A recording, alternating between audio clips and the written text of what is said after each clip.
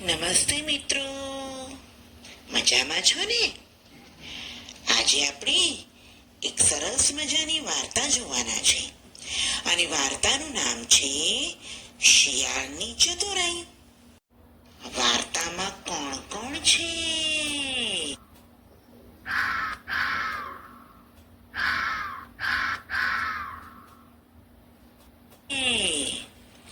શિયાળ.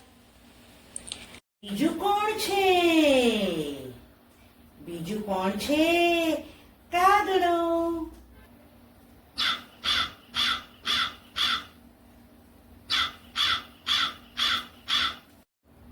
હોશિયારપુર નામનું ગામ.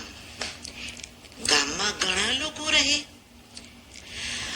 ગામના લોકો હળી મળીને શાંતિથી રહે અને પોતાનું કામ કરીને ગુજરાન ચલાવે. એ ગામમાં એક કનુ નામનો છોકરો. કનુ તો સવારે વહેલો ઉઠી જાય, સરસ મજાનો નાઈ ધોઈને તૈયાર થઈ શાળાએ જાય અને ખૂબ સરસ ભણતો.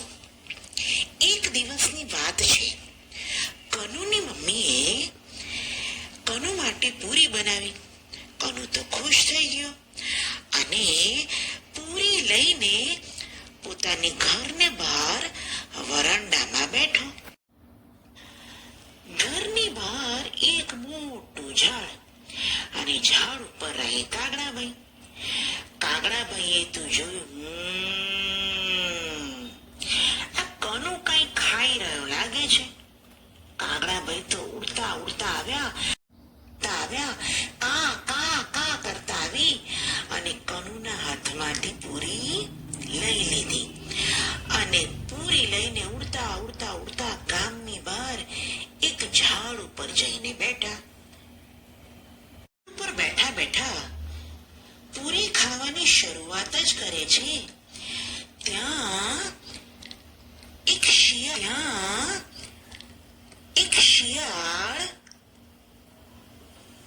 જતું દેખાય છે. શિયાળ તો લા લા લા લા લા લા લા લા લા લા લા લા પોતાની મોજમાં ચાલતું ચાલતું જતું હતું. એની નજર કાગડાભાઈ પર પડી અને કાગડાભાઈના મોઢામાં તો પૂરી. શિયાળને તો લાલચ જાગી, મોઢામાં પાણી આવી ગયું. શિયાળને થાય છે કે આ કાગડાભાઈ પાસેથી મારે પૂરી લઈ લેવી છે અને ખાઈ જવી છે. એટલે શિયાળે તો એક યુક્તિ કરી. શિયાળભાઈએ તો કાગડાભાઈના વખાણ કરવાનું શરૂ કર્યું. શિયાળ કહે છે, અરે ઓ કાગડાભાઈ, તમે તો કેટલા સુંદર લાગો છો. તમારો રંગ કેટલો સુંદર છે. તમારો અવાજ તો જો કેટલો મીઠો છે. જરા ગાયને તો સંભળાવો ને. કાગડાભાઈને થયું કે આ શિયાળભાઈ તો સાચે જ મારા વખાણ કરી રહ્યા છે. એકદમ ફૂલાઈ જઈને કહ્યું અને પૂરી મોઢામાંથી નીચે પડી ગઈ. શિયાળભાઈ તો પૂરી લઈને જતા રહ્યા. કાગડાભાઈ તો જોતા રહ્યા. બાળકો જોયું ને, શિયાળે પોતાની ચાલાકીથી કાગડાભાઈના મોઢામાંથી પૂરી કેવી રીતે પડાવી લીધી.